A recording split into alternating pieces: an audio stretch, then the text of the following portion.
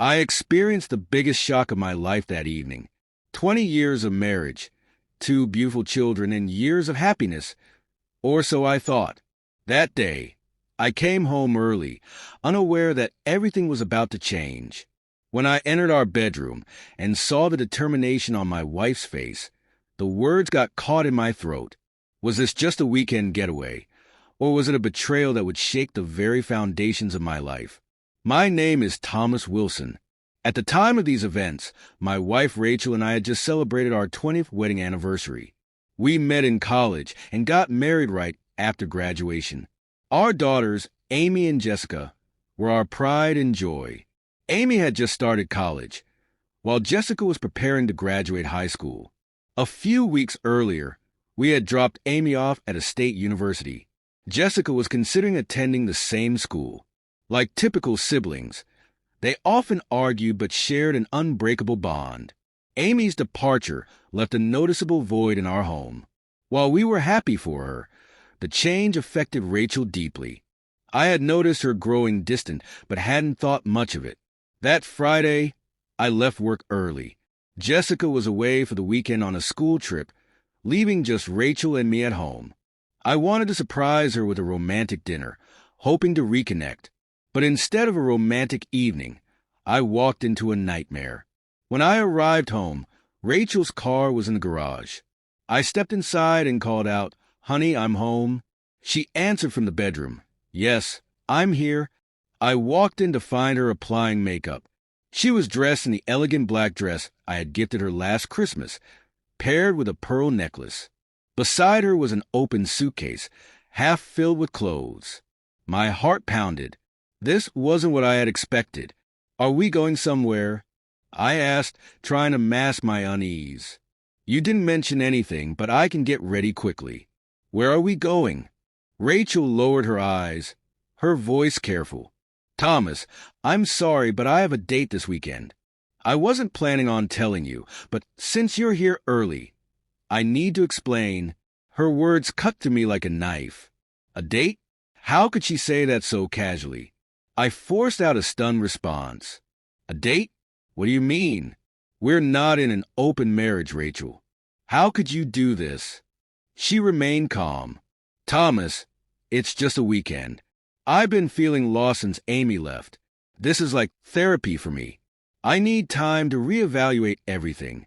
But I'll come back on Monday morning as the same Rachel. Nothing will change." Her reasoning felt absurd. "How long have you been seeing this man? Who is he? Are you cheating on me?" Rachel shook her head. "No, this isn't an affair. We've just had a few lunch meetings. That's all. He's married with kids too. This is just a fling, a one-time thing. I don't want to hurt our relationship." My stomach turned. "So you think being with another man will somehow fix our marriage?" "Yes," she said firmly. "I need to feel young, beautiful, and alive again. I want you to give me this weekend as a gift. I promise nothing will change." At that moment, I realized the woman in front of me wasn't the Rachel I had known for 20 years. She was someone else entirely. I took a deep breath. If you're determined to go through with this, that's your choice. But know that you have the chance to change your mind before your Uber arrives. She hesitated before nodding. "Okay, but promise me you won't follow me or try to ruin my plans." I promised, but inside, a storm raged. When her Uber arrived, she wheeled her suitcase out without looking back. And just like that, she was gone. The moment Rachel left, I picked up my phone. A new chapter of my life was about to begin. I thought of someone who had once touched my heart, Emma. I had never acted on my feelings because of my loyalty to Rachel. But now, everything had changed. I dialed her number. "Hi, Emma. It's Thomas," I said, my voice shaking. She sounded surprised but warm. "Thomas, it's been years. I've often wondered how you were." I told her everything. About Rachel's weekend getaway, about the end of my marriage, about how lost I felt. Emma was silent for a moment before gently asking, "What do you want me to do, Thomas?" I took a deep breath. "I made you a promise. that if my marriage ever ended, I would call you, and now here I am. I'd like to spend this evening with you, just to talk. Without hesitation, she agreed. That night, we talked for hours about Rachel's betrayal, about my emotions, about the connection Emma and I had once shared but never pursued.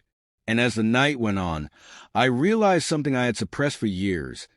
I didn't just want one night with Emma. I wanted a lifetime. I spent the weekend with her, and for the first time in years, I felt whole. When Sunday arrived, I knew Rachel's departure had not broken me. It had freed me. When Rachel returned home, there was a satisfied glow in her eyes. She walked in confidently and said, "See? Nothing's changed." I came back as the same Rachel, but she didn't realize that everything had changed. I listened silently, processing her words like I was taking notes. Then, finally, I spoke. "Rachel, this weekend made me realize that our marriage is over. I'm not saying I won't forgive you, but I can't continue this relationship. Tomorrow, I'm starting the divorce process." Relief flickered across her face, quickly replaced by shock and fear. She had never expected this outcome. She cried, she pleaded, but my decision was final. Our divorce was swift and fair. I explained the situation to our daughters, encouraging them to love their mother despite her mistakes. Over time, everyone adjusted to the new reality. As for Emma and me, we fell in love all over again. Within a few years, we got married and built our own family. We had 2 wonderful children together, and I formed a strong bond with Emma's son, David. Looking back, I understand now. Sometimes the greatest betrayals pave the way for the most beautiful beginnings. Rachel lost me through her choices, but in the process, I found myself. And more importantly, I found true love.